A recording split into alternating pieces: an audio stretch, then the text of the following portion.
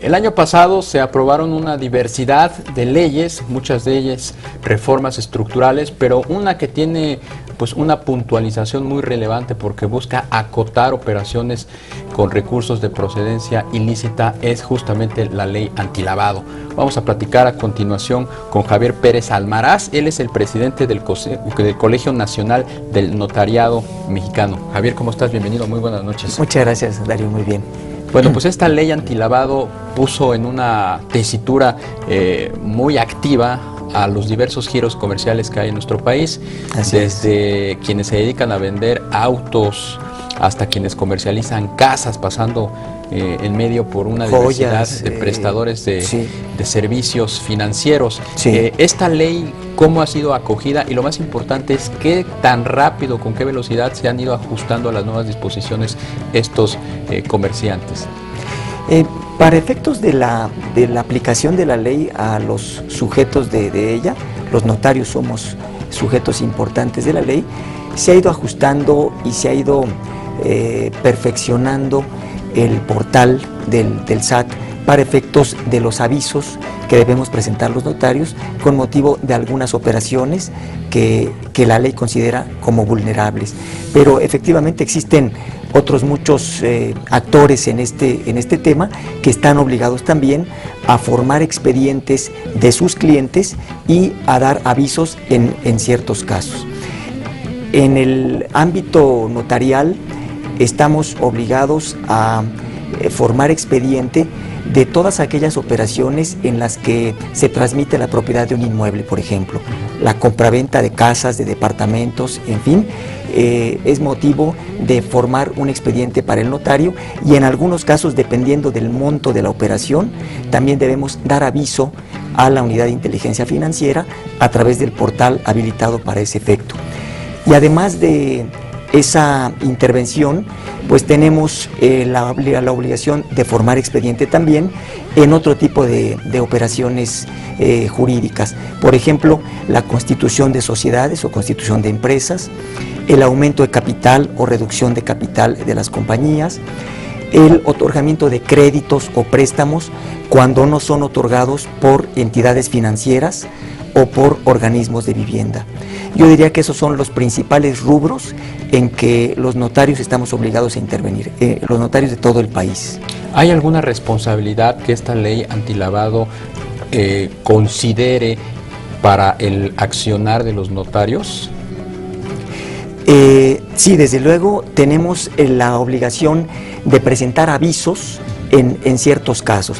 Por ejemplo, si una operación inmobiliaria tiene un precio superior a 16,000 veces el salario mínimo del Distrito Federal, que equivale más o menos a 1,075,000 pesos, el notario está obligado a dar aviso a la unidad de inteligencia financiera de esa operación. Y otro aspecto muy importante es que la restricción en el uso de efectivo llega a 8,025 veces de salario mínimo, aproximadamente 540,000 pesos en efectivo.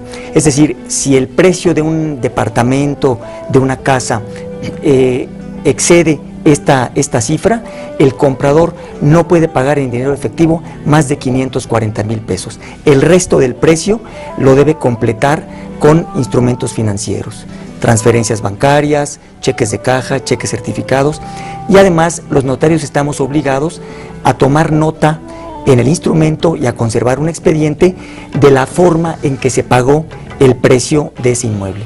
Es una responsabilidad pues muy importante para nosotros, pero bueno, pues no es una responsabilidad adicional que sea muy distinta de las que ya ejercemos actualmente. Prácticamente ya se está acabando el mes de enero. ¿Ustedes cómo han detectado el movimiento de su profesión con base ya en estas nuevas reglas del juego? Pues en realidad no hemos tenido muchos cambios. Nos parece que lo más importante es aquí que el portal que sirve de base para la presentación de esos avisos efectivamente opere de manera eficiente. Pero el notario, de manera general en toda la República, es un coadyuvante, es un auxiliar tanto del gobierno federal como de los gobiernos locales en muchos rubros. Uno de ellos, por ejemplo, es el fiscal, podríamos decir que las tesorerías locales y la tesorería de la Federación tienen en las notarías pues una oficina de recaudación sin costo para la administración pública, tanto en impuestos federales, impuesto sobre la renta o IVA, como en impuestos locales, como el impuesto de adquisición de inmuebles o el impuesto predial.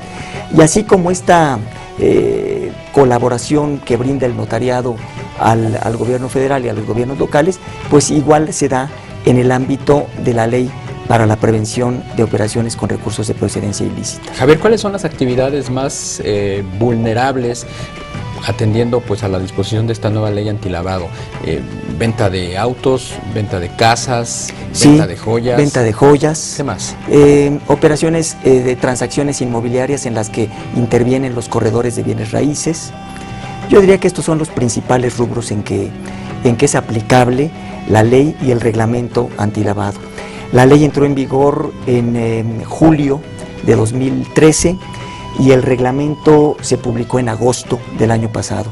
Desde entonces estamos obligados a cumplir con todas estas disposiciones. Pero entiendo que muchos de esos prestadores de servicios no terminan de ajustarse a las nuevas disposiciones y que la autoridad les ha ido incluso prorrogando las fechas, ¿es correcto? Sí, así es. ¿Por qué? Así es, porque han tenido que hacer ajustes al portal en el que se presentan los avisos para este efecto.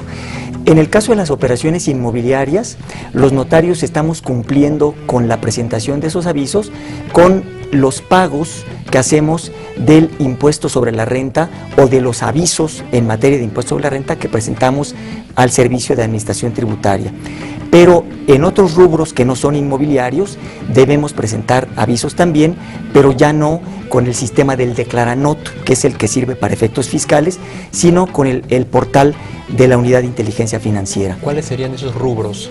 Por ejemplo, la constitución de sociedades, cuando el capital social excede de aproximadamente 540,000 pesos, estamos obligados a presentar aviso a la Unidad de Inteligencia Financiera en esos términos.